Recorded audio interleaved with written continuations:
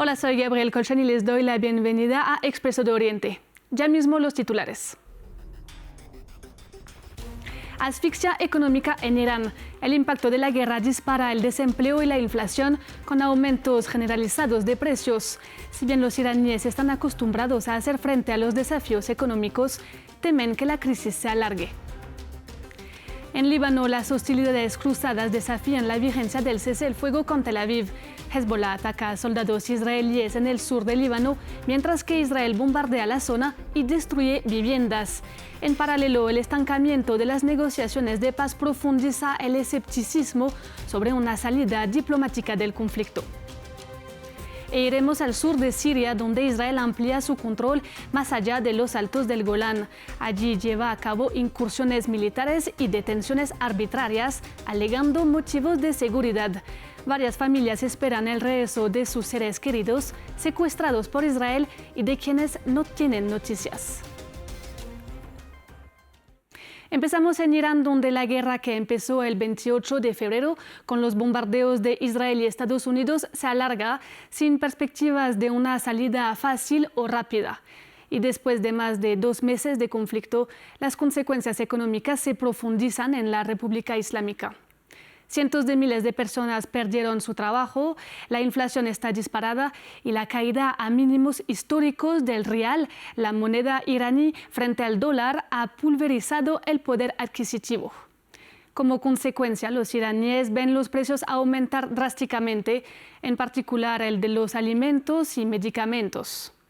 El epicentro de la tensión económica se traslada al litoral sur, alrededor del estrecho de Hormuz, donde rige el bloqueo de Washington sobre los puertos iraníes. Una afectación que, aunque es solo parcial, golpea a la pesca y al comercio marítimo, especialmente a las exportaciones de petróleo iraní. Responsables en Teherán reconocen incluso que Irán tuvo que reducir su producción de crudo. Sin embargo, para mitigar el aislamiento, Irán ha activado una arquitectura de comercio paralelo, reforzando corredores terrestres y rutas marítimas alternativas.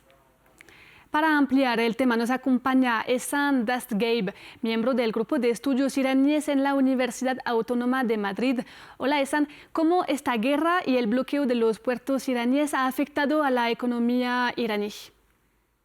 Bueno, pues antes de la guerra, Irán ya tenía una crisis económica por sanciones y tenemos una inflación alto y no tenemos que olvidar también la mala gestión y la corrupción que está dentro del establecimiento, que es una lacra de varios decenas.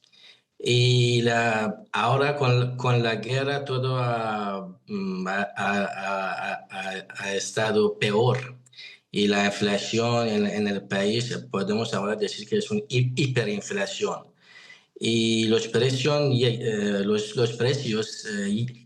llegan a multiplicarse entre 1,5 y 2 veces en cuestión de semanas.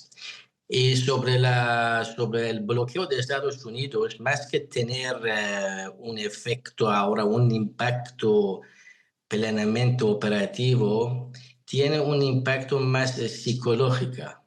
Es decir, que precisamente este efecto psicológico ha dado una nueva fuerza a la inflación y también a la degradación de la moneda nacional, que ha perdido 20% de su valor desde un mes.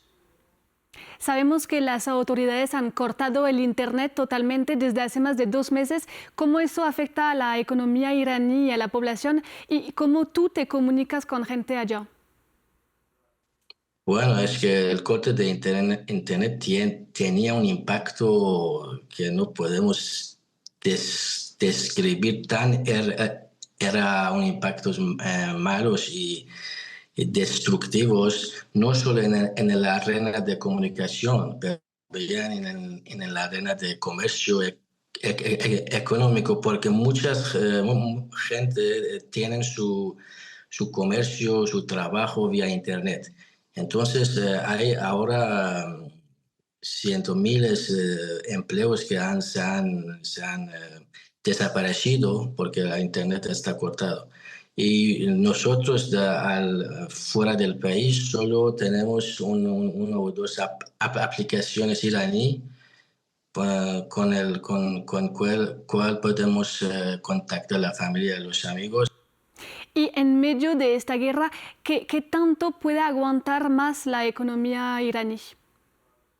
Bueno, yo pienso que el gobierno iraní, las autoridades cuentan en gran medida con la capacidad de resiliencia de la población, de la sociedad. Es la capacidad de resistencia. Por ejemplo, si el precio del petróleo aumenta un poco, o de Estados Unidos u otros países de Occidente, eso tiene un gran impacto en la sociedad, en la economía. Pero la sociedad iraní se ha acostumbrado bastante, pero ahora con esta hiperinflación y los precios de todas las los bienes y todas las cosas que están aumentando cada semana, no sabemos hasta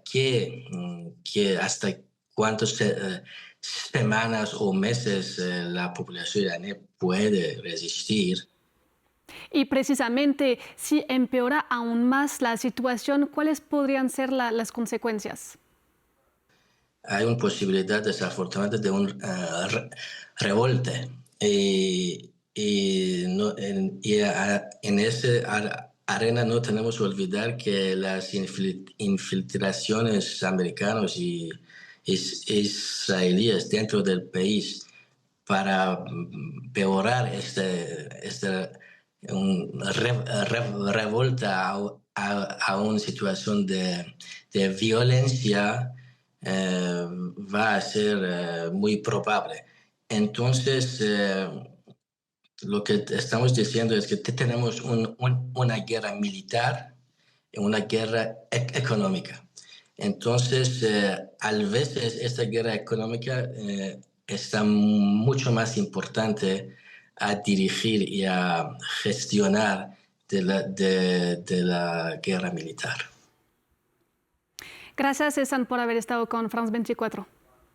Gracias a vosotros. Y en Líbano, los bombardeos israelíes continúan en el sur del país. Israel incluso dio órdenes de evacuación en ciudades que se sitúan más allá de la línea amarilla. Según el Ministerio de Salud, Israel ha matado a más de 2.700 personas desde el 2 de marzo.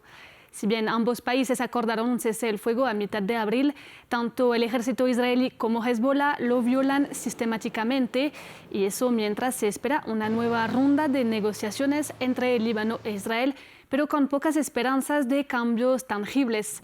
Nuestra corresponsal en Líbano, Ethel Bonet, nos amplía desde Beirut. La atención está puesta a la reunión preparatoria prevista para próxima semana en Washington, la tercera ronda de contactos directos bajo mediación estadounidense. Un encuentro que está destinado a explorar una hoja de ruta, pero del que no se espera ni un alto el fuego permanente ni el inicio de un proceso de paz real.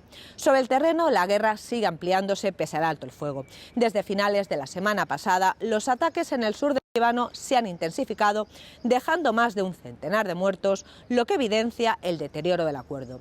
Las órdenes de evacuación israelíes continúan expandiéndose y afectan a un número creciente de localidades, en algunos casos más allá de la línea amarilla, que es la franja de seguridad delimitada por Israel para controlar el sur del Líbano. La estrategia es clara: desplazar a los combatientes de Hezbollah hacia el norte y vaciar progresivamente el sur para hacerlo un área militarizada. En paralelo, Israel ha incrementado sus ataques en respuesta al uso de drones explosivos guiados por fibra óptica por parte de Hezbollah, una capacidad que ha logrado impactar posiciones militares israelíes y para la que aún no existe una defensa plenamente eficaz. En el plano político, el presidente libanés Youssef Aoun intenta acelerar el proceso de negociación bajo patrocinio estadounidense pese a la profunda división interna, pero el margen político es extremadamente limitado. En Israel, más allá de Benjamín Netanyahu, el peso de figuras como Bezalel Smotrich y el bloque ultranacionalista condiciona cualquier negociación y rechazan concesiones territoriales. Hezbollah, por su parte, mantiene el rechazo total a cualquier negociación directa. El marco diplomático existe, pero no ordena la guerra.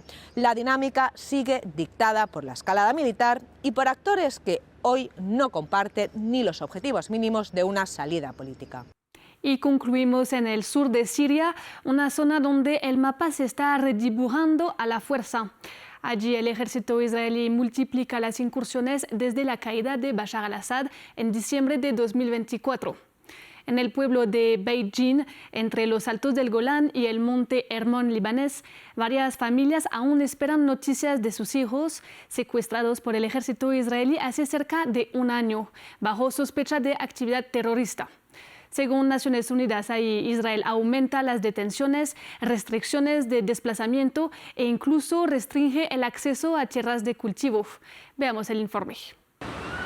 En el fondo, las montañas nevadas de Líbano. Fátima vive en Beit Jin, una ciudad del sur de Siria pegada a los altos del Golán, que es un territorio sirio ocupado por Israel desde 1967. Hace casi un año que no ve a dos de sus hijos.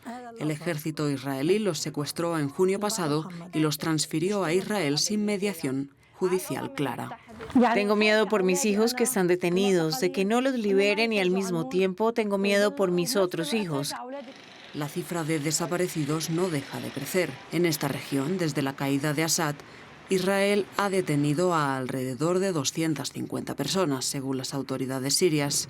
Tel Aviv justifica las redadas bajo la sospecha de que estén implicadas en actividad de terrorismo, pero las pruebas rara vez salen a la luz. Mi hijo lleva un año detenido. Su esposa, sus hijos y yo esperamos cada día el momento en que sea liberado. Tenemos mucho miedo de que se prolongue su detención.